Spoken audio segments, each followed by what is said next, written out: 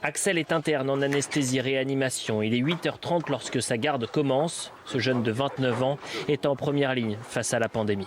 Il y a des patients qui ont été extubés, donc ça met un peu de baume au cœur justement sur cette période qui est difficile.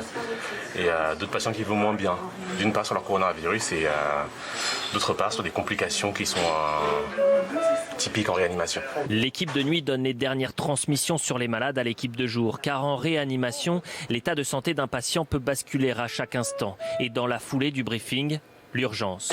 Les gars, il y a un arrêt cardiaque. Le massage cardiaque fonctionne, le pouls de ce patient repart, mais son cerveau est durement touché jusqu'à ne plus répondre. Le coronavirus a foudroyé cet homme de 56 ans sans antécédent. Il décédera dans la nuit. Et donc c'est très dur après avoir connu le patient on se rend compte que finalement il va décéder. C'est dans le contrat, je le savais. Je savais qu'on ne pourrait pas sortir tout le monde, d'autant plus durant cette pandémie. Donc ça m'affecte, ça m'affectait beaucoup au début de cette épidémie. Au lendemain de sa garde, Axel prend un peu de hauteur chez lui, à une dizaine de kilomètres de l'hôpital.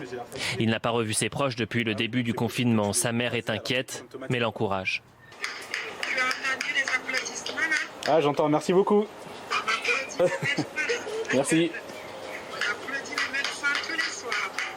Axel peut aussi compter sur le soutien de ses colocataires. 2 sont internes en réanimation, mais en cuisine, interdiction de parler de travail.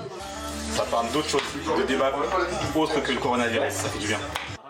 Profitez de ces quelques moments de répit car les gardes s'enchaînent. Malgré la fatigue, pas question d'arrêter. Axel veut poursuivre sa formation, conscient d'être un maillon essentiel dans cette lutte contre le coronavirus.